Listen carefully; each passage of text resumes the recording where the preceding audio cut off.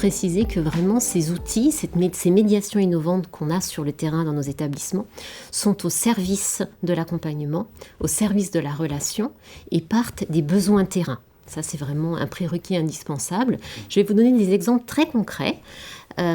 Juste avant ça, 2 choses qui me tiennent vraiment à cœur de préciser aujourd'hui, c'est que quand on accompagne une personne atteinte de troubles neurocognitifs, il va falloir toujours prendre en compte la personne dans son identité et avoir en tête ses besoins fondamentaux qui pour moi sont essentiels. Besoin fondamental de pouvoir faire des choix pour soi-même, quelle que soit l'évolution de la maladie. On va permettre à la personne de choisir, au début par des questions ouvertes, puis des questions fermées, puis des questions avec un faux choix, mais pour pouvoir avoir une sensation de maîtriser quelque chose au niveau de sa vie, pouvoir encore maîtriser ceci.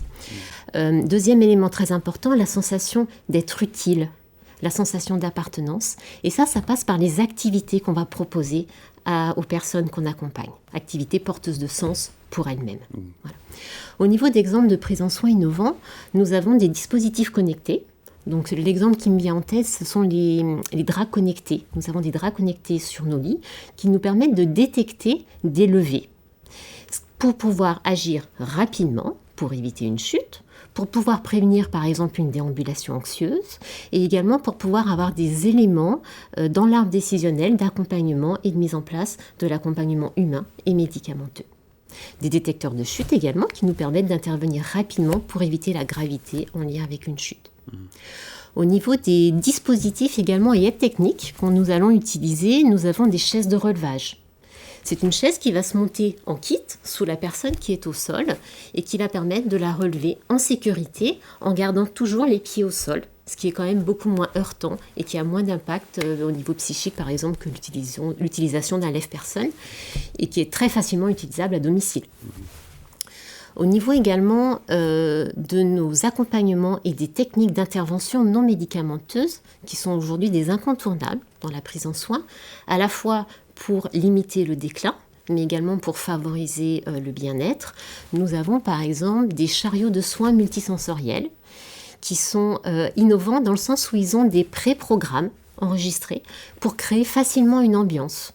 Ambiance apaisante, ambiance stimulante, ambiance avant repas, nuit ou pour l'accompagnement en balnéothérapie ou en aide à la toilette. Donc en appuyant sur un bouton, je crée une ambiance qui va venir apaiser la personne. Ce chariot est également utilisé pour mettre en place des rituels, des repères, ce qui a été évoqué lors de la table ronde précédente. Si je mets en place des repères, je sécurise. Si je sécurise la personne, il y aura moins d'anxiété et donc moins de troubles du comportement.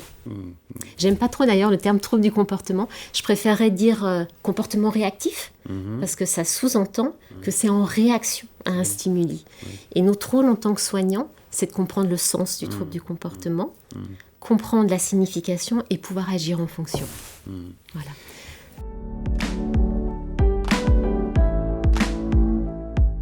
L'idée, c'est vraiment de travailler en synergie.